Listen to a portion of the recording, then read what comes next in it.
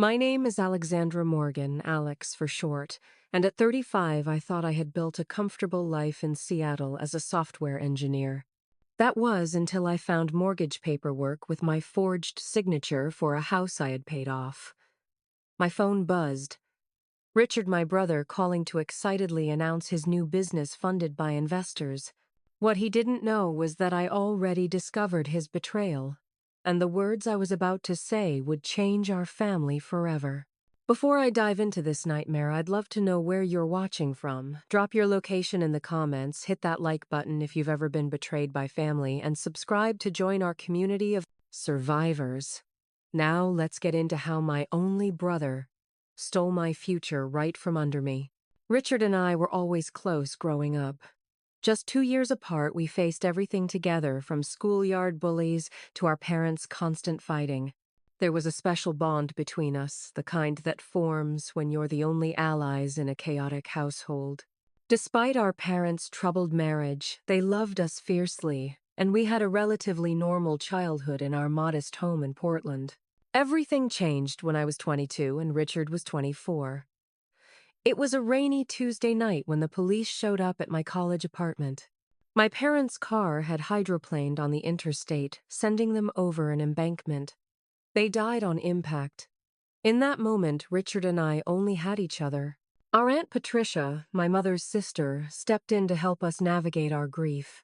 She lived across the country in Boston, but flew out immediately when she heard the news. While she couldn't relocate permanently, she guided us through the funeral arrangements, insurance paperwork, and the overwhelming process of becoming orphaned adults. After the funeral, Richard was halfway through his MBA program at a prestigious university. The tuition was steep, and our parents' modest life insurance barely covered their outstanding debts. I had just finished my computer science degree and had a job offer from a small tech startup.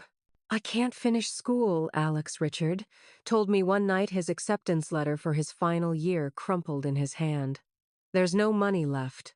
I looked at my brother, the one who had always protected me, who had dreams of becoming a successful entrepreneur, and made a decision that would shape our relationship for years to come.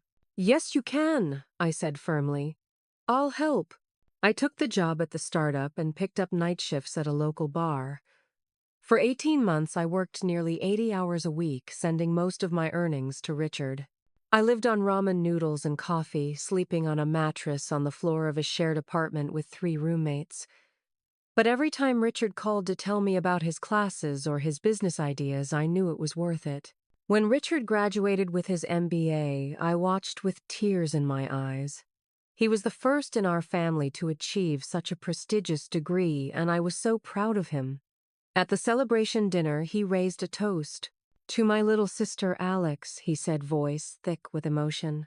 "Without you, I wouldn't be standing here today. I promise I'll make it worth your sacrifice." The years that followed showed a different reality.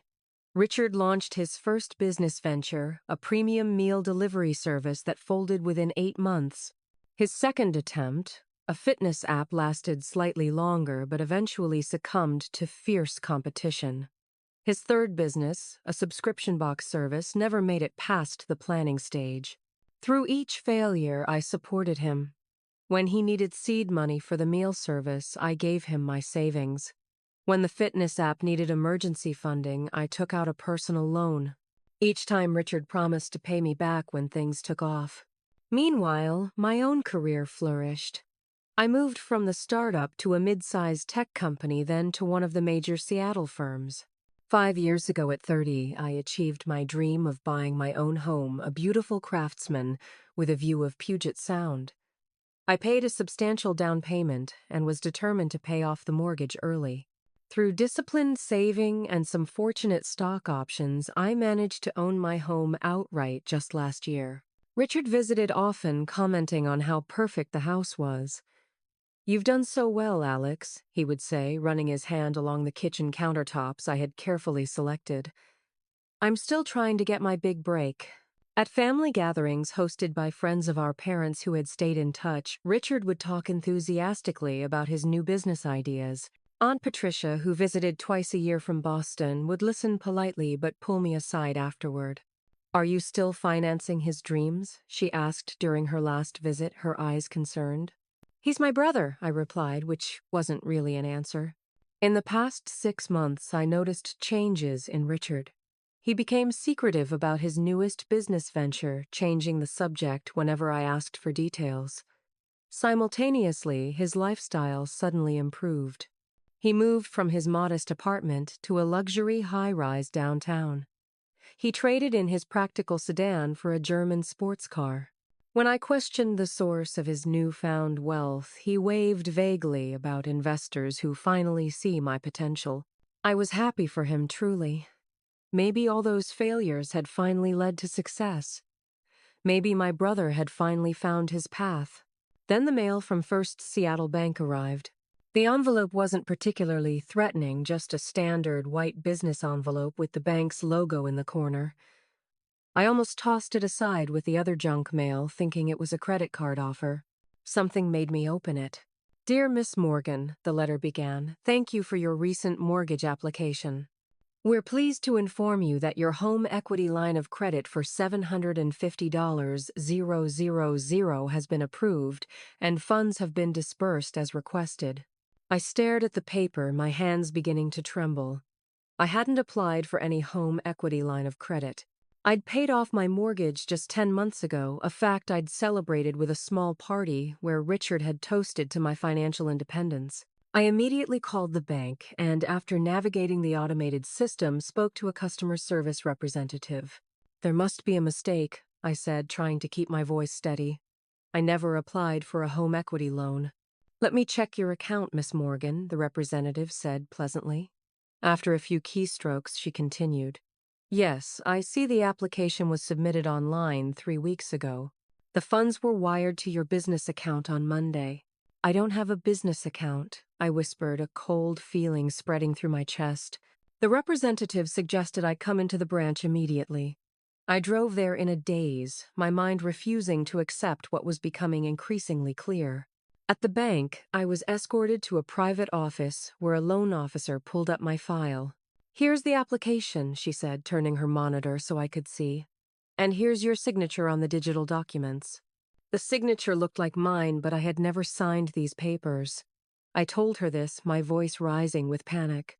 Miss Morgan, we also have the initial consultation on file. You came in with your identification and discussed the options with our mortgage specialist. That wasn't me, I insisted. The loan officer looked uncomfortable. We have the security footage of that meeting, and all correspondence went to your email address on file. Show me the footage, I demanded. After some hesitation and a call to her manager, she brought up the security video. There, sitting at a desk with a bank employee, was Richard.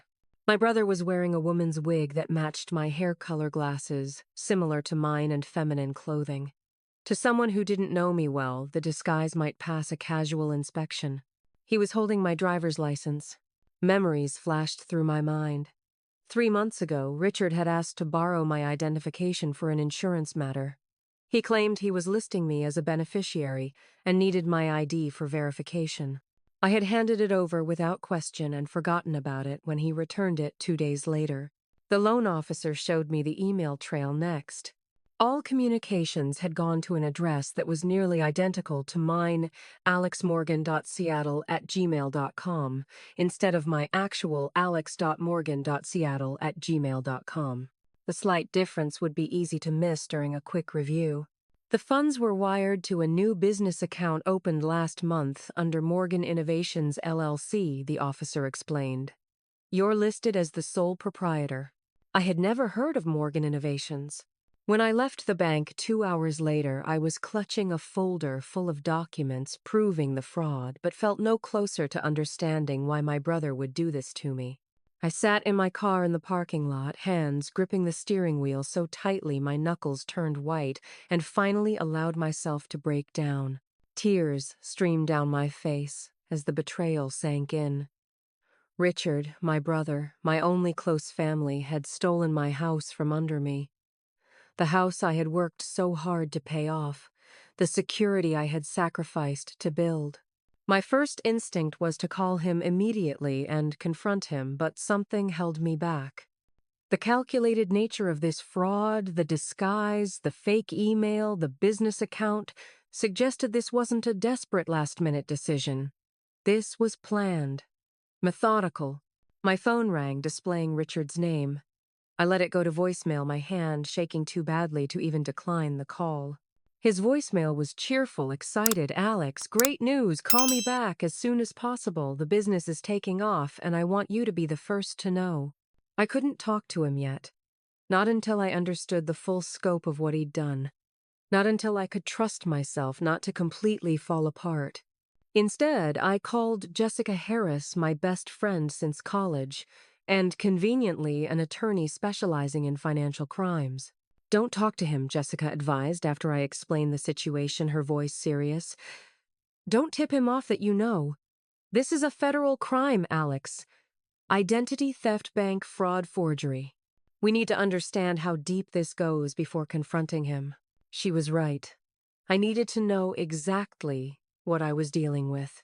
The next morning, I called in sick to work for the first time in 3 years. My boss, Thomas, was concerned I was never ill, but I assured him it was just a bad case of food poisoning and I'd be back soon. Jessica came over that evening with takeout and a game plan. "First, we need to put a fraud alert on your credit report," she said, opening her laptop. "Then we'll request your full credit reports to see if he's opened anything else in your name." We spent hours combing through my financial history, and what we found was disturbing. In addition to the mortgage, there were credit inquiries from several banks in the past month. Thankfully, no other accounts had been opened yet, but it was clear Richard had been shopping for loans. "We should go to the police," Jessica insisted. I hesitated. "He's my brother Jess. My only family." "He's a criminal who stole $750,000 from you," she countered. "He's going to destroy your credit and financial future if you don't stop him." I couldn't argue with her logic, but I needed to understand why. Why would Richard do this after everything we'd been through together? The next day, I began my own investigation. I started with a simple Google search of Morgan Innovations LLC and found a newly created website describing a tech investment firm. Richard was listed as the CEO with impressive but vague credentials. The site mentioned proprietary investment strategies and exclusive client opportunities. It all seemed legitimate on the surface, but there were no specifics about their investments or clients. Just polished marketing language and stock photos of satisfied business people shaking hands. I dug deeper using my tech skills to research the domain registration and business filing. The company had been incorporated just 6 weeks earlier with Richard as the sole officer. The business address was his new luxury apartment. Next, I searched social media and found recent photos of Richard at various upscale venues around Seattle. In many, he was accompanied by men I didn't recognize, older, expensively dressed individuals who had the hard eyes of people who didn't achieve wealth through conventional means. One name kept appearing in the tags: Vincent Caruso. A search of this name brought up concerning results, news articles mentioning suspected connections to loan sharking operations and underground gambling establishments. I remembered Richard mentioning casual poker games a few years back. At the time, I'd thought nothing of it, just my brother enjoying a night out with friends. Now I wondered if those innocent games had evolved into something more serious. On a hunch, I checked his credit card statements from the accounts we had once shared for family expenses. The record showed large cash withdrawals followed by deposits of almost identical amounts a few days later, classic signs of someone trying to make loan repayments look like normal transactions. The picture was becoming clearer, and it was uglier than I had imagined. Richard hadn't just betrayed me on a whim, he was in deep trouble and had used me as his escape plan. I called our cousin Michael, who had always been close to Richard, to see if he knew anything. "Richard, he's doing great," Michael said enthusiastically. "His new business is really taking off. He was just telling us at Sunday dinner how he's finally making it big." "Sunday dinner?" I asked, confused. Our extended family rarely gathered without inviting me. "Yeah, at Aunt Patricia's place. Didn't he tell you? He said you were too busy with work to come." A knot formed in my stomach. I hadn't been invited. And apparently I wasn't the only one Richard was lying to. Did he happen to mention where he got the startup money for his business? I asked casually. He said he had investors, but also mentioned something about you helping him out. Said you were always his biggest supporter. Michael paused. He also said we shouldn't mention the money part to you because you were sensitive about it. Something about you being worried about the investment. My blood ran cold. Not only had Richard stolen from me, but he was also preemptively discrediting me to our family. Creating a narrative where I had willingly invested but was having second thoughts. Alex, is everything okay? Michael asked after my prolonged silence. Just fine, I lied. Just surprised I missed the dinner.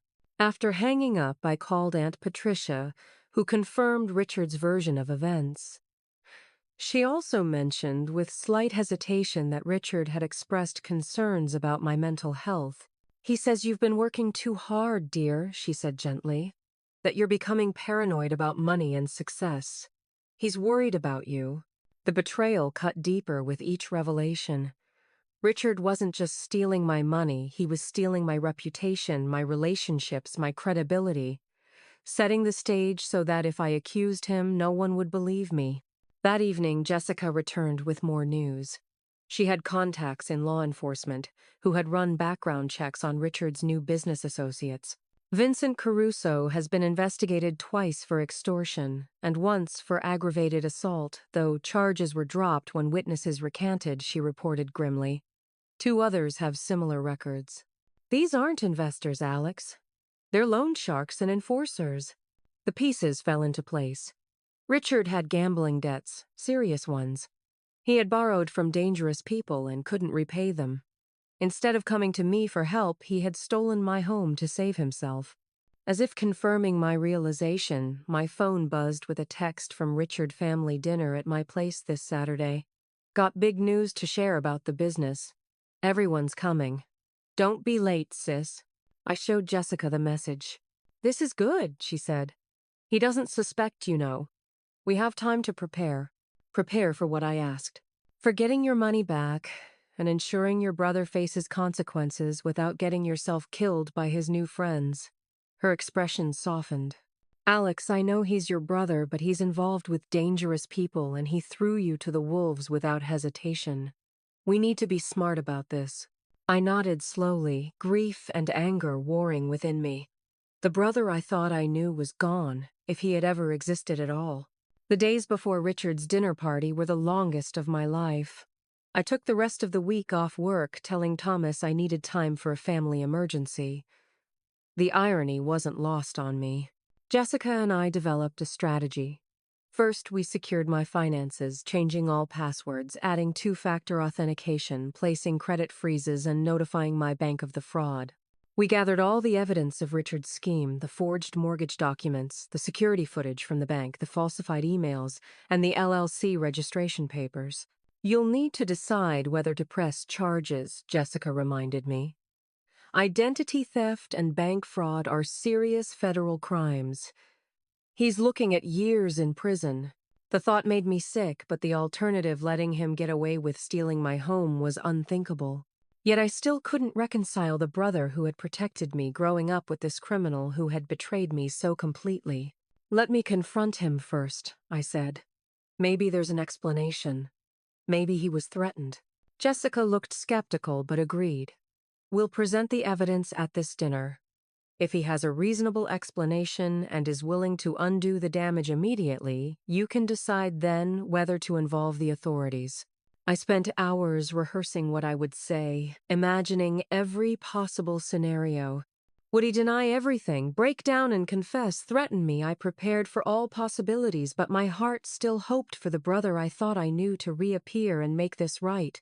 The night before the dinner, I found myself looking through old photos. Richard and me building sand castles at the beach. Richard at my college graduation, his arm around my shoulders, both of us beaming at the camera. Richard helping me move into my house, carrying boxes up the stairs despite his complaints about the weight. Had it all been an act? Was our entire relationship built on his ability to manipulate me? Or had something changed? Him turned my protective older brother into someone capable of this betrayal. I didn't sleep that night, questions swirling in my mind without answers. Saturday arrived with cruel sunshine, the beautiful Seattle day at odds with the storm within me. I dressed carefully in a professional black dress armor for the battle ahead and packed the evidence into a sleek portfolio. Jessica had offered to accompany me, but this needed to be family business. She would be on standby, ready to call the authorities if needed. Richard's new apartment was in one of Seattle's most exclusive high-rises. The doorman greeted me by name. Richard had apparently put me on the list and directed me to the penthouse. Of course, it was the penthouse. The elevator ride gave me one last moment to collect myself. As the doors opened directly into Richard's apartment, I took a deep breath and stepped into the lion's den. The space was stunning. Floor-to-ceiling windows overlooked the city and Puget Sound beyond. Modern furniture in neutral tones, original artwork on the walls, a kitchen that belonged in a design magazine. All purchased with my money. Alex Richard greeted me with a wide smile, arms outstretched for a hug. I allowed the embrace, my body stiff. He looked happy, carefree, like someone without a conscience. "Come in, everyone's almost here." I spotted Aunt Patricia already seated in the living room along with Michael and his wife. A few other relatives and friends milled about, drinks in hand. A young woman I didn't recognize stood by the window, her diamond bracelet catching the light as she sipped champagne. "This is Stephanie," Richard introduced us. "My girlfriend." Stephanie gave me a once-over, her smile not reaching her eyes. "So you're the little sister I've heard so much about. Richard says you're quite the workaholic." "That's me," I replied, forcing a smile. "Always working." "Such a shame you couldn't make it to Sunday dinner last week," she continued. "Richard said you were too busy with some emergency at work." I glanced at Richard, who avoided my eyes. Yes, emergencies seem to be happening a lot lately. More guests arrived, mostly people I didn't recognize who Richard introduced as business associates and investors. I noted Vincent Caruso among them, his expensive suit not quite concealing the hardness of his demeanor. He nodded curtly when introduced, but seemed more interested in surveying the room than making conversation. Throughout the cocktail hour, I observed Richard working the room, playing the successful entrepreneur. Our family members looked at him with admiration while his business associates maintained a cool distance. I wondered if they knew the money he'd invested was stolen from his sister. I also noticed how several relatives treated me with subtle condescension, clearly influenced by whatever stories Richard had been spreading. "How's work, dear?" Aunt Patricia asked. "Richard mentioned you've been under a lot of stress lately." "Richard says you might need some time off," Michael's wife added. "Maybe a vacation would help with your anxiety issues." Each comment confirmed what I already knew. Richard had been systematically undermining my credibility. I smiled and deflected, waiting for the right moment. Dinner was served at a long table with Richard at the head. Premium steaks, exotic sides, wines that cost more than I typically spent on a week's groceries. A feast bought with my future. As dessert was being served, Richard stood and tapped his glass. The room fell silent. "Thank you all for coming tonight," he began, his voice confident. "I wanted to gather the people most important to me to share some exciting news. Morgan Innovations has secured our first round of major investment." Applause broke out among the guests. Richard raised his glass higher. "After years of hard work and a few false starts, which some of you helped me through," he nodded to several people, but pointedly not to me, "I've finally achieved the success I've been working toward. Our first project launches next month, and projections suggest we'll be profitable by the end of the quarter." More applause. Richard continued detailing his innovative business model and strategic partnerships without ever specifying what his company actually did. Throughout his speech, he thanked various people at the table: Aunt Patricia for her encouragement, Michael for his connections, even Stephanie for her unwavering support, despite having known her for what couldn't have been more than a few months. Not once did he mention me. As Richard concluded to congratulations from around the table, I felt a calm clarity descend. This man who owed his education to my sacrifices, who had repeatedly taken my financial support, who had just stolen my home, couldn't even acknowledge me in his moment of supposed triumph. The time for hope was over. The brother I loved was gone, if he had ever existed at all. I reached for my portfolio. The room buzzed with excited conversations following Richard's announcement. Champagne flowed as guests congratulated him, some already discussing potential investments in his venture. Through it all, I sat quietly gathering my resolve. When the noise began to die down, I stood up and gently tapped my glass with a spoon. All eyes turned to me, including Richard's, which narrowed slightly in suspicion. "I'd like to say a few words as well," I said, my voice steady despite my racing heart. "After all, as Richard's sister, I've been part of his journey from the beginning." Richard's smile became fixed. "Alex, maybe now isn't the best time for a speech." "Oh, but I think it's the perfect time," I replied, maintaining my composed demeanor. "Everyone's here to celebrate your success, and I have some important information to contribute." I opened my portfolio and placed the first document on the table, a copy of the fraudulent mortgage papers, with my forged signature highlighted. 3 weeks ago, Richard took out a $750,000 mortgage on my fully paid home by forging my signature and impersonating me at the bank. My words landed in the sudden silence like stones dropping into still water. He used a wig and women's clothing to pass as me on security cameras. He created fake email accounts to correspond with the bank, and he transferred all that money, my money, into accounts for Morgan Innovations. Richard's face drained of color. "Alex, what are you talking about? This is crazy." I placed the bank security footage stills on the table next. "Here you are at First Seattle Bank, Richard. Wearing a wig that matches my hair color, glasses like mine, even a blouse I recognize because you borrowed it from my closet for a friend." Gasps and murmurs spread through the gathering. Aunt Patricia picked up one of the photos, her hand trembling. "That's not what it looks like," Richard began, but his voice lacked conviction. "I was helping Alex refinance. Here are the wire transfer records, showing the money going directly to Morgan Innovations, LLC. I continued, laying down more documents. "A company registered solely in your name just 6 weeks ago." Vincent Caruso was now watching intently, his eyes cold as they moved between Richard and the documents. "And here," I said, placing down the credit card statements, "are records showing large cash withdrawals and repayments over the past year. Classic patterns of someone paying off gambling debts." Richard's girlfriend, Stephanie, slowly moved away from him, her eyes wide. "I don't know what game you're playing," Alex Richards said, his voice hardening, "but you've clearly had some kind of breakdown. I told everyone you've been acting erratically." "Is that why you told our family I was having mental health issues?" I asked calmly. "Why you spread rumors about my anxiety problems and paranoia? Why you invented excuses for my absence at family gatherings I was never invited to? You were laying the groundwork so no one would believe me when I discovered your theft." Richard stood abruptly, his chair scraping against the hardwood floor. "This is ridiculous. Alex has always been jealous of my success. She's making this all up." "The bank has already confirmed the fraud," Richard the First interrupted. "As have the police. This isn't a matter of opinion. It's documented fact." The room had gone completely silent. Richard looked around, desperately seeking an ally, but found only shocked and receding faces. "You all know me," he pleaded. "You know I wouldn't do this." Vincent Caruso stood slowly.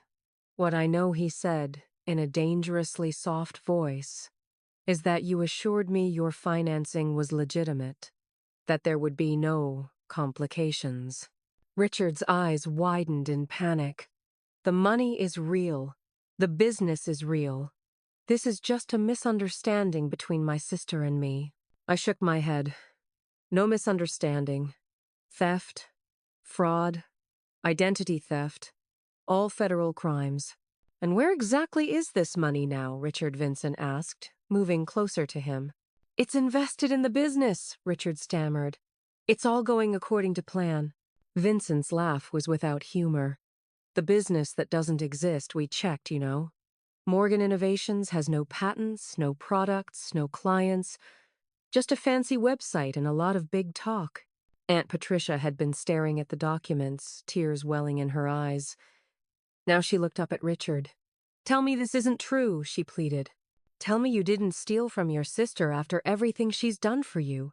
Richard's facade finally cracked. "You don't understand," he said, his voice breaking. "I had no choice. They were going to hurt me if I didn't pay. So you decided to hurt me instead," I said quietly. "I was going to pay it back," he shouted, desperation evident in his voice.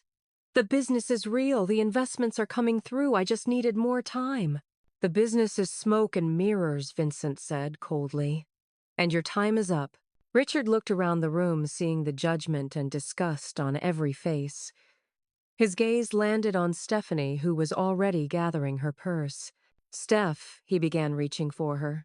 She stepped away from his touch. "I don't know you at all, do I?" she whispered before walking out. The room began to empty quickly. Vincent and his associates exchanged glances before moving toward the door.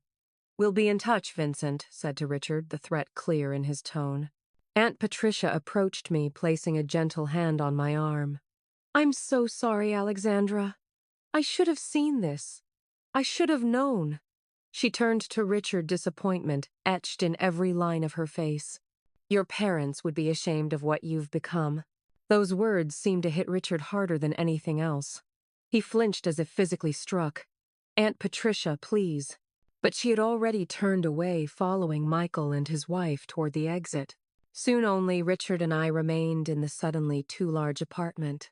"How could you do this to me?" I asked, finally allowing some of the hurt to show. "After everything we've been through together, after everything I sacrificed for you." Richard's shoulders slumped. The charismatic businessman was gone, leaving only a desperate, cornered man. "I didn't mean for it to go this far," he said quietly. "The gambling. It started small. Just poker nights with friends. Then sports betting. It was fun, and I was good at it. I won more than I lost at first. And then you didn't," I supplied. He nodded. "I borrowed money to cover losses, certain I'd win it back. When I couldn't pay, I borrowed from Vincent. His terms were difficult. The interest kept compounding. I needed a big score to get out from under it. So you stole my house." The betrayal still felt fresh, a wound that wouldn't stop bleeding. "I was desperate," he shouted, then immediately deflated. "I was going to pay you back. I had a plan. Real investors were interested. Were they, or was that another lie?" Richard didn't answer, which was answer enough. "I'm going to the police tomorrow," I said, gathering my documents. "You committed multiple felonies, Richard. You will go to prison." Something shifted in his expression, the desperate man replaced by something harder, colder. "You would send your only brother to jail, your only family."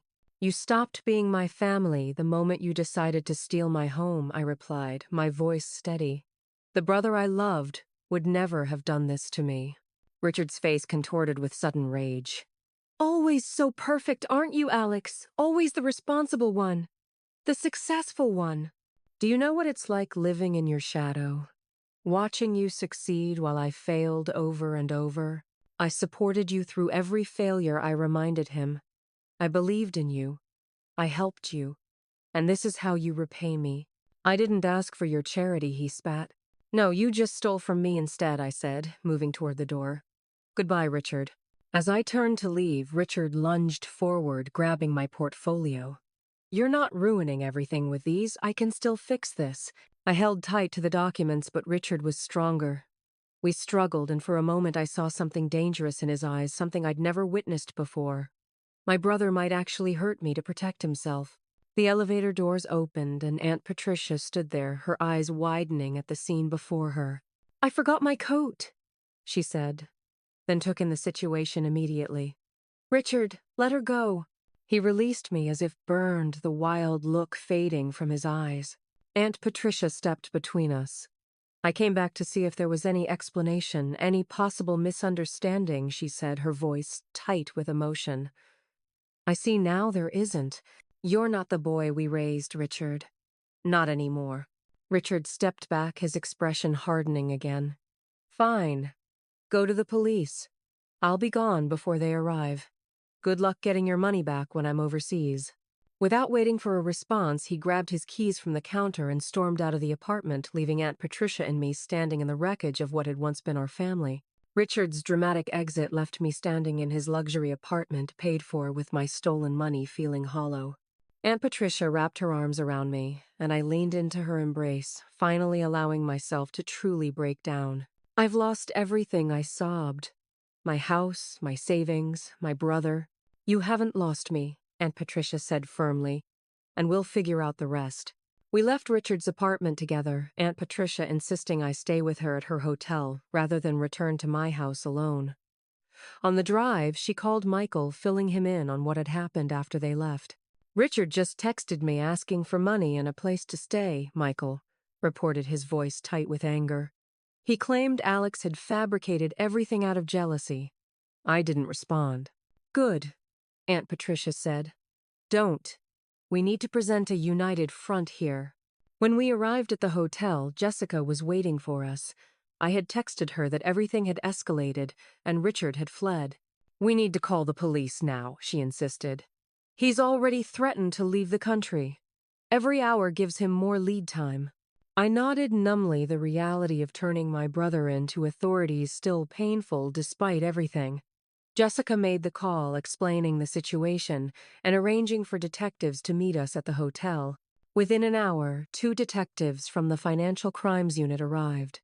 They took my statement, reviewed the evidence I had gathered, and assured me they would issue a warrant for Richard's arrest immediately. Unfortunately, in cases like this, recovering the money can be challenging, Detective James Rodriguez explained gently, especially if he's already moved it offshore or spent it. I don't care about the money anymore, I said, surprising myself with the truth of it. I just want him stopped before he does this to someone else. The next morning brought news. Richard had been apprehended at the Canadian border, attempting to cross with a backpack full of cash and a fake passport. The report was a fresh wound, further evidence of my brother's calculated criminality. This wasn't a desperate mistake. It was who he had become. In the days that followed, the full extent of Richard's crimes came to light.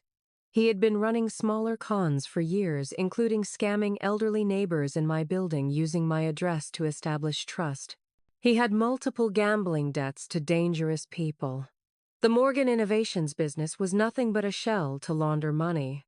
The most painful discovery came when Detective Rodriguez showed me a series of text messages recovered from Richard's phone. In them, he discussed me with an associate. Sister's always been easy to manipulate.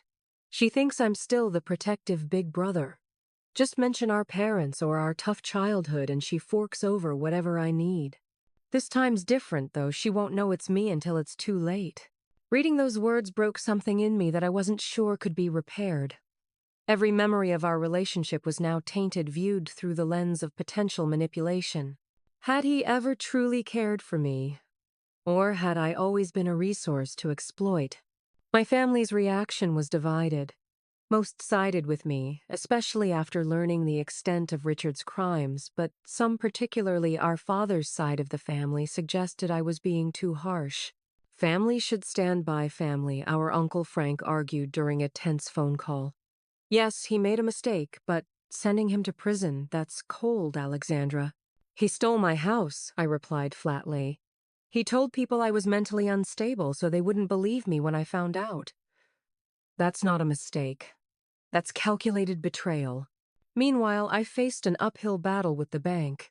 Despite clear evidence of fraud, they initially insisted I was still responsible for the mortgage since the money had been wired to an LLC that had me listed as a member, another of Richard's forgeries. Jessica threw herself into the legal fight, bringing in forensic document experts and threatening media exposure if the bank didn't acknowledge the obvious fraud. The pressure worked, but the process was agonizingly slow. My home, which had been my sanctuary now, felt tainted. Each room held memories of Richard helping me move and celebrating the final mortgage payment, visiting for holiday dinners. I couldn't walk through my own house without feeling the sting of betrayal. Work provided no escape either. Despite Thomas's understanding, my extended absence and distraction affected my performance. Projects suffered, deadlines were missed, and I found myself having panic attacks in the bathroom between meetings. The worst moment came when Richard called me from jail. I almost didn't accept the collect call, but some desperate part of me needed to hear what he had to say. "Alex, you have to drop the charges," he said immediately. No greeting, no apology. "These people in here are dangerous. I don't belong here." "You committed multiple felonies, Richard," I replied, my voice eerily calm. "Where did you think you would end up?" "I'm your brother," he insisted, a note of the old Richard in his voice, the one who could make me feel guilty for not helping him. "Your only family. You can't leave me here." "You left me with nothing," I reminded him. "You were going to let me lose my home. What would have happened to me then? Did you even think about it?" His silence was answer enough. "The money," I continued. "Where is it?" "Gone," he admitted after a pause. "Most of it went to Vincent and his crew. The rest, expenses. The apartment, the car, Stephanie." I laughed without humor. "So you stole my house to impress a girlfriend who left you the minute she learned the truth." "I was going to pay you back," he insisted, anger replacing the contrition in his tone. "I had plans, connections." "More lies," I said tiredly. "Goodbye, Richard." "Alex, wait, don't hang up, I need." I ended the call shaking. That night, I received emails from several relatives. Richard had somehow contacted them from jail, spinning a new story claiming I had verbally agreed to the loan, that this was all a misunderstanding because I was unstable and vindictive. He painted himself as the victim of my jealousy and mental health issues. Some believed him, or at least were willing to entertain his version of events. The family began to fracture along lines of loyalty, with heated arguments erupting in group chats and at gatherings. Aunt Patricia remained firmly in my corner. "Richard is doing what he's always done," she told me over coffee, "finding someone to blame for his mistakes. The difference is, now we can see it clearly." As Richard's court date approached, the pressure intensified. Richard's new public defender contacted me, repeatedly pushing for a deal. If I would agree to drop the most serious charges, Richard would plead guilty to lesser offenses. "He's facing up to 20 years, the lawyer explained. "With your statement of support, we could get that down to 5, maybe less." Part of me wanted to agree to end this nightmare and begin rebuilding my life. Another part remembered the calculated way Richard had undermined me, prepared for my eventual discovery by discrediting me to our family. "I need to think about it," was all I could say. The decision weighed on me day and night. Despite everything, Richard was still my brother, the boy who had protected me from schoolyard bullies, who had held my hand at our parents' funeral. Could I really be responsible for sending him to prison for decades? But he was also the man who had stolen my home without remorse, who had been prepared to let me suffer the consequences of his actions, who had tried to paint me as mentally unstable to cover his crimes. I didn't recognize either version of my brother anymore. And I wasn't sure I recognized myself either. The county courthouse was an imposing structure of granite and glass, its formal architecture emphasizing the seriousness of what happened inside. As I climbed the steps with Jessica at my side, I felt the weight of the decision I had finally reached pressing down on my shoulders. "You're doing the right thing," Jessica assured me, as if reading my thoughts. "Remember that." Richard's preliminary hearing was scheduled for 10 o'clock. I had spent the previous night preparing what I would say if asked to speak, though Jessica had warned me I might not have the opportunity at this stage. The courtroom was smaller than I expected, the wood paneling and formal atmosphere somehow making it feel both intimidating and anticlimactic. I sat in the back row, not wanting to immediately catch Richard's attention when he was brought in. Various lawyers and court officials milled about, speaking in hushed tones. I recognized Detective Rodriguez, who nodded respectfully in my direction. Then a side door opened and Richard appeared in handcuffs, escorted by a uniformed officer. My breath caught in my throat. Despite everything, seeing my brother in custody, pale, unshaven, dressed in an ill-fitting suit provided by his public defender, was a shock. For a brief moment, our eyes met across the room. I expected anger, perhaps accusation, but instead saw something worse: calculation. Even now, Richard was assessing the situation, looking for angles, ways to manipulate the outcome. He quickly composed his features into an expression of remorse as he was seated beside his attorney. The transformation was so seamless, it made me wonder how many times I had fallen for the same act without realizing it. The hearing proceeded with formal efficiency. Charges were read: identity theft, bank fraud, forgery, grand theft. The evidence was presented in clinical terms that somehow made the betrayal seem both more real and more abstract. Dates, dollar amounts, technical descriptions of how each fraud was perpetrated. What the court records couldn't capture was the relationship destroyed, the trust violated, the family torn apart. How do you quantify that kind of damage? When it came time to discuss bail, the prosecutor stood. Your Honor, the defendant has already attempted to flee the country once with falsified documentation. He has demonstrated both the means and the intent to evade justice. The state requests that bail be denied. Richard's attorney argued for reasonable bail, citing Richard's strong community ties and family support. I almost laughed at the irony. The judge denied bail, and Richard was led away. As he passed by, he looked directly at me again. This time, his expression was clear betrayal, as if I had done this to him rather than the other way around. Outside the courthouse, Detective Rodriguez approached me. Miss Morgan, there's something you should know. During our investigation, we identified other potential victims. My stomach dropped. What kind of victims? Elderly residents near your building. It appears your brother approached them, claiming to represent you collecting investments for various schemes. The revelation was like a physical blow. How many people? We've identified 4 so far, but there may be more. Most were reluctant to come forward, embarrassed about being deceived. How much did he take from them? Detective Rodriguez hesitated. In total, about $200,000. I felt dizzy. Richard hadn't just betrayed me. He had used my name, my reputation, to victimize vulnerable people who trusted me. The damage extended far beyond my stolen house. I want to help them, I said firmly. Whatever I can do. In the weeks that followed, I met with each of Richard's victims. Elderly neighbors like Mrs. Castillo, who had invested her late husband's life insurance. Mr. Chen, a retired teacher who had given Richard his pension funds.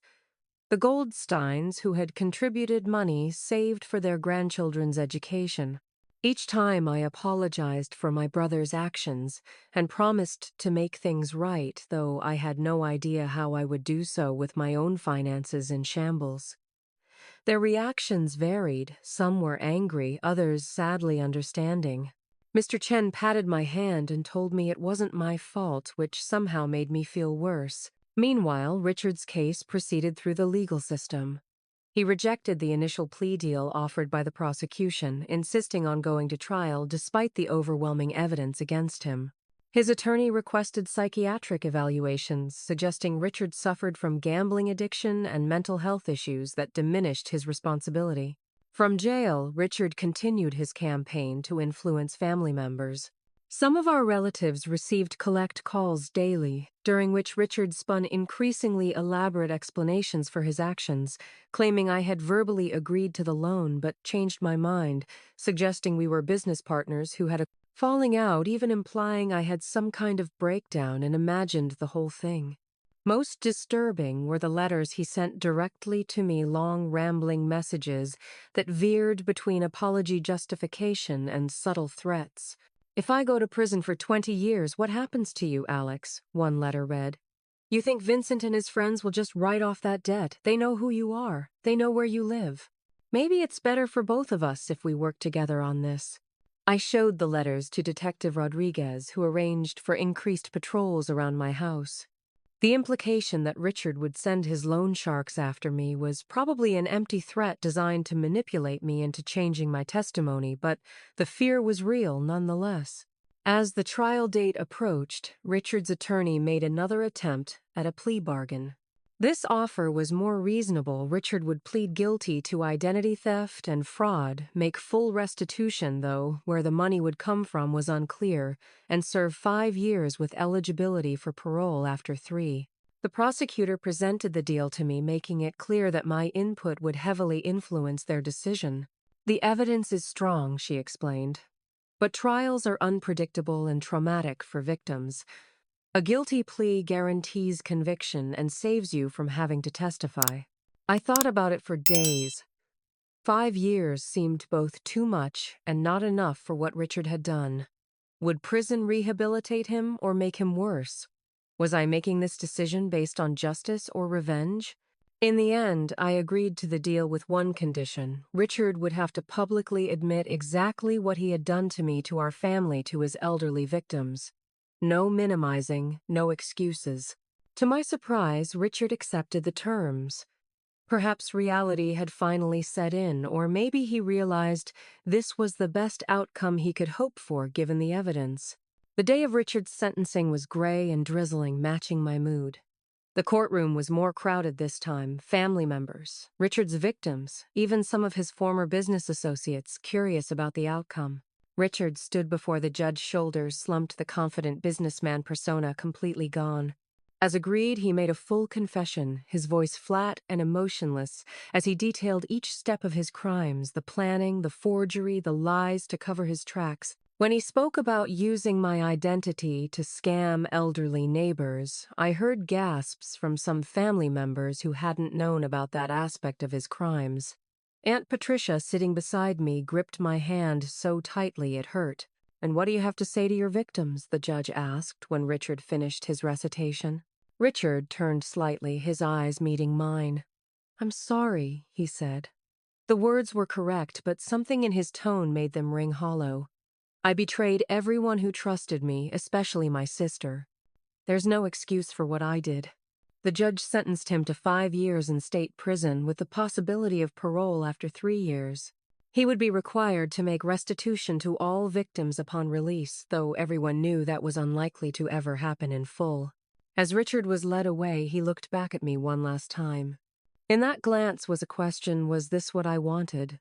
Had I won, I had no answer, feeling neither victory nor satisfaction, just a profound sadness for what our family had become. Outside the courthouse, reporters waited with cameras and microphones. Identity theft makes for compelling news, especially when it involves siblings. I declined to comment, pushing past the questions and flashing lights. "It's over," Aunt Patricia said as we walked to the car. "You can start rebuilding now." But I wasn't sure it was over. The legal process might be concluded, but the repercussions would continue for years. And some things trust family bonds. My sense of security might never be fully rebuilt. As I drove away from the courthouse, I realized I had no idea where to go. My house no longer felt like home, tainted by Richard's betrayal. My workplace had become a source of anxiety rather than fulfillment. Even family gatherings would now be divided along lines of who believed Richard deserved his punishment and who thought I had been too harsh. I had won the case, but at what cost, and what exactly was I supposed to do with this hollow victory? The aftermath of Richard's sentencing left me adrift. I returned to work, but found it difficult to focus. The colleagues who knew about my situation walked on eggshells around me, their awkward sympathy almost worse than ignorance would have been. Those who didn't know wondered why I had become withdrawn, why my typically meticulous work now contained errors, why I flinched when anyone approached my desk unexpectedly. Thomas, my boss, called me into his office a week after I returned. "Alex, I'm concerned about you," he said gently. "Would you consider taking a leave of absence just until things stabilize?" It was a kind suggestion, not a reprimand, but it still felt like failure. Nevertheless, I agreed. The thought of continuing to pretend I was fine day after day was exhausting. With suddenly empty days stretching before me, I focused on resolving the financial mess Richard had created. Despite the bank acknowledging the fraud untangling the mortgage, situation proved complicated. The loan had been legitimate from their perspective, with all the proper documentation, even if the documentation was forged. My credit score had plummeted, and restoring it would take time. Jessica continued to fight on my behalf, but progress was frustratingly slow. The bank is dragging its feet, she explained during one of our regular strategy meetings. They know they messed up by not catching the fraud, but they don't want to set a precedent by simply forgiving a $750,000 loan. So I might still lose my house, I said flatly. Not if I can help it, Jessica promised. We have options. One option was a lawsuit against the bank for negligence in allowing such obvious fraud. Another was going to the media with my story, something I had resisted but was beginning to consider as the bank continued to stall. The breakthrough came unexpectedly through one of Richard's elderly victims. Sarah Williams, a 78-year-old widow who lived 2 floors below me, had lost $40,000 to Richard's scam. When I met with her to apologize and explain the situation, she revealed something surprising. I have a grandson who works for the Seattle Times, she told me, serving tea in delicate cups that had probably been wedding gifts half a century ago. He's very interested in your story, especially the bank's response. Said something about predatory lending practices and failure of due diligence. I hesitated, still uncomfortable with the idea of making my personal tragedy public. I don't know Mrs. Williams. Sarah, please, she corrected gently. And you don't have to decide now. But sometimes sunshine is the best disinfectant. For your situation and for others who might be facing similar battles. I took her grandson's card, tucking it away without committing. That night I received another denial letter from the bank, rejecting our latest proposal for resolving the fraudulent mortgage. My frustration finally overcame my reluctance. I called the number on the card. A week later, my story was front-page news: bank holds fraud victim responsible for forged mortgage. The article detailed how First Seattle Bank had failed to properly verify my identity, despite clear red flags, then refused to acknowledge their mistake when the fraud was discovered. The public response was immediate and overwhelming. My inbox filled with messages of support, along with stories from others who had experienced similar situations. Consumer advocacy groups reached out offering assistance. The State Banking Commission announced an investigation into First Seattle's verification practices. Most importantly, the bank suddenly became much more cooperative. Within days, they proposed a settlement. They would cancel the fraudulent mortgage and restore my credit rating in exchange for me signing a non-disclosure agreement about the settlement terms. It wasn't a complete victory. The NDA meant I couldn't continue to speak publicly about the bank's handling of the situation, but it meant I wouldn't lose my house. I accepted the offer with mixed feelings, grateful for the resolution, but frustrated that it had taken public shaming to achieve it. With the immediate financial threat resolved, I faced a deeper question: did I even want to stay in the house anymore? Every room held memories of Richard, now tainted by betrayal. The living room where we had celebrated paying off the mortgage. The kitchen where he had cooked elaborate birthday dinners while telling me about his latest business idea. The spare bedroom where he had stayed during transitions between apartments. After much soul-searching, I decided to sell. The house had become a symbol of everything. I had lost, not just financially, but emotionally. A fresh start somewhere new seemed like the healthier choice. The real estate market in Seattle was strong, and the house sold quickly for a good price. After settling various legal fees and helping Richard's elderly victims recover some of their losses, I had enough to buy a smaller place closer to downtown, a modern condo with no history, no ghosts. Moving was both cathartic and painful. Each item I packed represented a decision: keep or discard.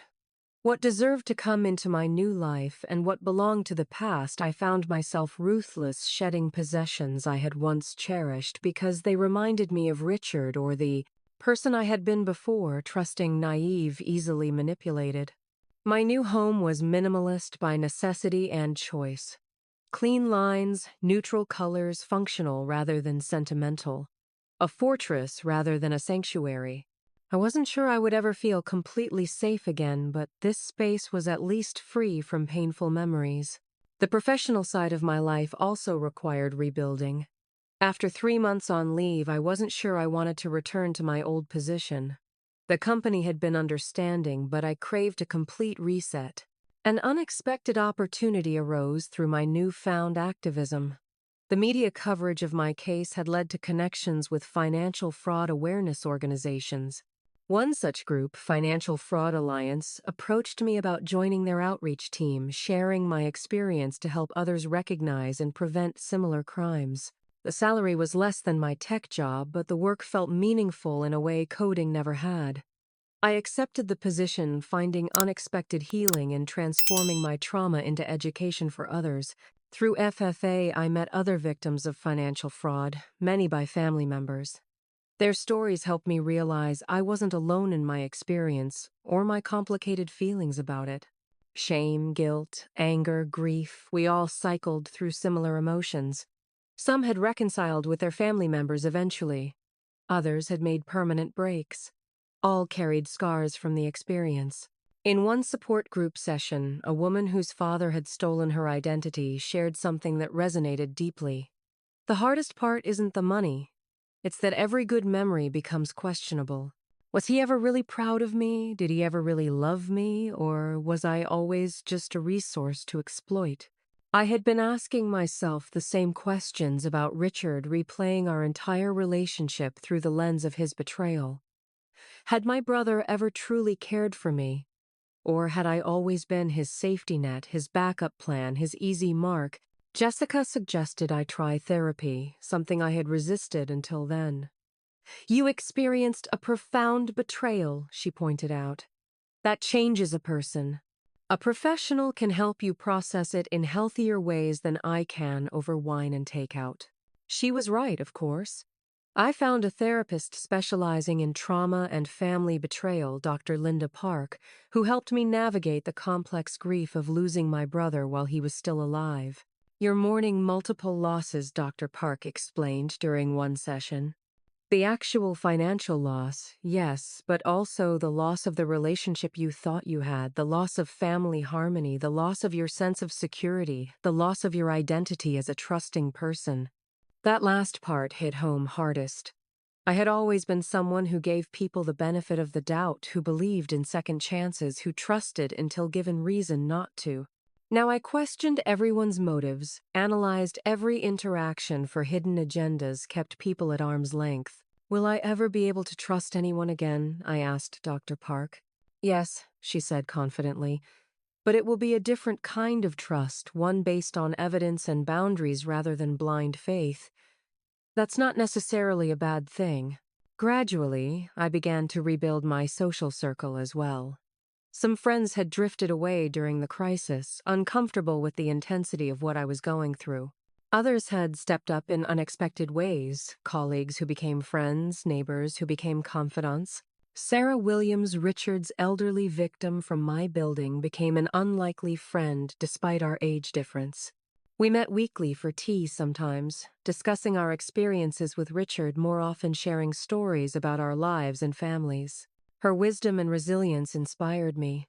I hoped my technological assistance and companionship benefited her in return.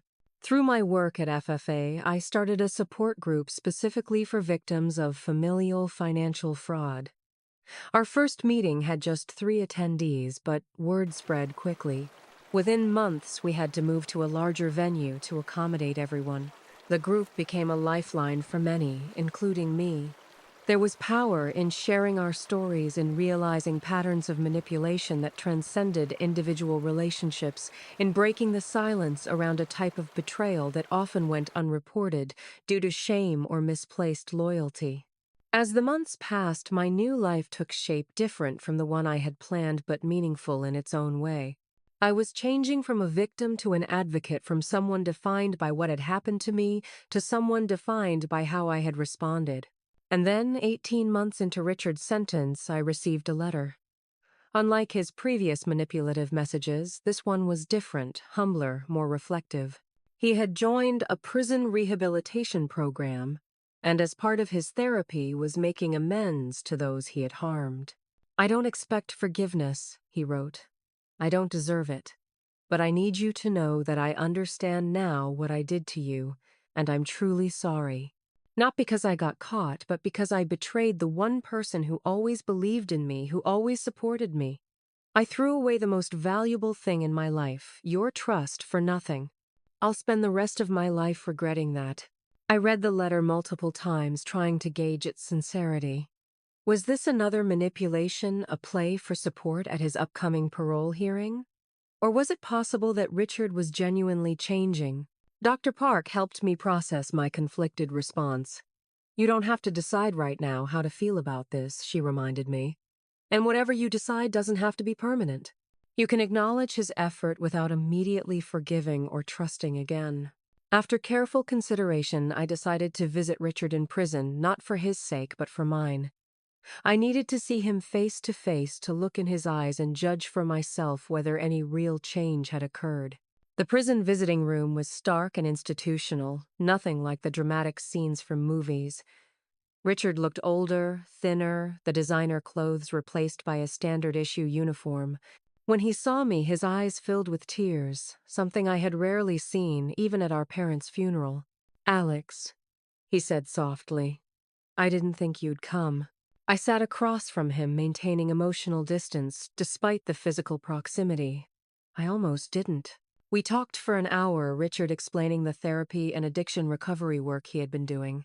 He spoke about recognizing patterns of behavior that had begun long before the fraud, how he had manipulated me in smaller ways for years, testing boundaries, escalating gradually. I told myself I deserved your help because I was the older brother who protected you growing up, he admitted. But the truth is, you were always the strong one. I just took advantage of your strength, your loyalty. I listened without committing to anything, not forgiveness, not a relationship, not future visits. But as I drove away from the prison, I felt something shift inside me. Not a return to blind trust, but perhaps the first small step toward a different kind of healing, one that acknowledged the reality of who my brother was, rather than who I had believed him to be. The journey of rebuilding was far from complete. There would be setbacks and difficult days ahead. But for the first time since finding those mortgage documents, I felt something like hope, not for returning to the past, but for creating a future on my own terms, defined by wisdom rather than innocence, by chosen connections rather than obligatory ones. The house Richard had nearly stolen from me was sold, its equity funding a new beginning. Sometimes letting go is the truest form of reclaiming what's yours. 3 years after Richard's sentencing, I stood on the balcony of my downtown condo watching the sunset paint the Seattle skyline in shades of gold and pink. The space around me was different now, no longer the stark defensive fortress I had initially created, but something warmer, more personal.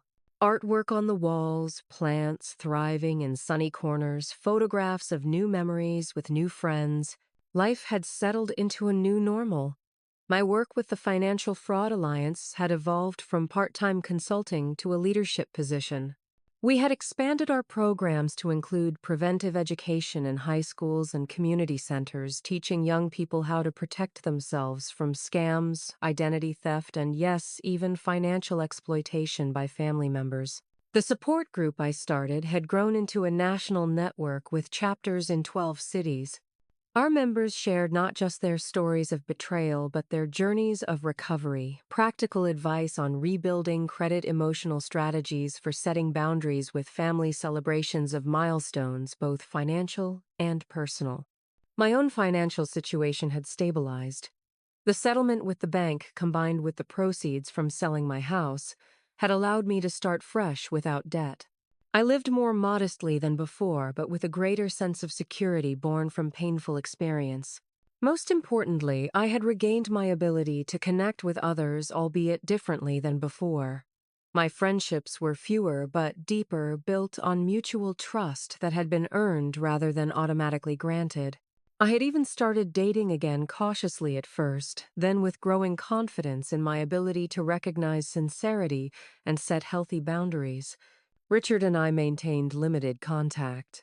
After my initial prison visit, we established a careful correspondence letters, exchanged every few months, focused mainly on his recovery work and my advocacy efforts. I had visited him twice more each time, observing the changes in him with guarded optimism. He was scheduled for early release in 6 months, having served 3 years of his 5-year sentence. His parole hearing had included strong evidence of rehabilitation, consistent participation in therapy, mentoring other inmates, completion of financial management courses. I had submitted a carefully worded letter acknowledging his progress without explicitly endorsing his release. Now, as release approached, we faced the question of what our relationship would look like outside prison walls. Richard would be staying in a halfway house initially, with strict conditions, including regular check-ins with his parole officer, continued therapy, and making restitution payments to his victims when he found employment. The thought of having him back in the world, potentially in my life in some capacity, stirred complicated emotions.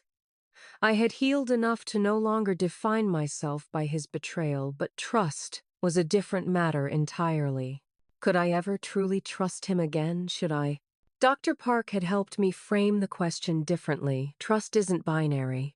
It exists on a spectrum, and it can be compartmentalized. You might trust someone with certain things, but not others. I had been reflecting on this perspective when an unexpected letter arrived from Richard. Unlike our usual correspondence, this one asked a direct question. Would I meet with him shortly after his release for a conversation about our future relationship? I understand if the answer is no, he wrote. I know I've lost the right to expect anything from you, but I'd like the chance to hear face-to-face what you need from me going forward, whether that's distance-limited contact or something else entirely. Whatever you decide, I'll respect it. After consulting with Dr. Park and giving myself time to consider, I agreed to the meeting, choosing a public coffee shop as the location.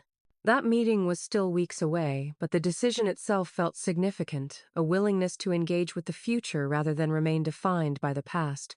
Whatever happened with Richard, I had built a life that was mine, secured by boundaries rather than walls. My phone rang, interrupting my reflections. It was Sarah Williams, my downstairs neighbor from the old building, who had become a dear friend. Are we still on for the community center tomorrow? She asked. The seniors are excited about your internet safety presentation. Absolutely, I confirmed. I've updated the slides to include those new phishing scams we discussed. Sarah chuckled. Who would have thought 2 of Richard's victims would end up teaching others how to avoid becoming victims themselves? There's poetry in that. I smiled, appreciating her perspective. Life doesn't always give us what we want, but sometimes it gives us what we need. Wise words, Sarah said. See you tomorrow, dear. After hanging up, I returned to the balcony, watching the last rays of sunlight disappear behind the Olympic Mountains. The city lights began to twinkle on, creating their own constellation against the darkening sky. I thought about the journey of the past 3 years, from devastation to rebuilding, from victim to advocate, from blind trust to informed boundaries. The path had been neither straight nor easy, but it had led me to this moment of hard-won peace. Richard's betrayal had nearly destroyed me financially, emotionally, and spiritually. The brother I thought I knew had turned out to be someone else entirely, or perhaps I had simply refused to see the warning signs that were there all along. Either way, the collapse of that relationship had forced me to examine not just who he was, but who I was as well. I had learned painful but necessary lessons that love without limits isn't always healthy, that helping others shouldn't come at the cost of your own security, that family loyalty must be balanced with self-protection. Most importantly, I had learned that surviving betrayal doesn't make you bitter or broken. It makes you wiser, stronger, more authentically yourself.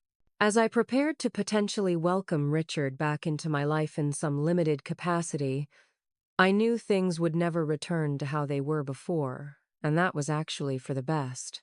The blind trust of the past had enabled his worst behaviors and my own self-neglect.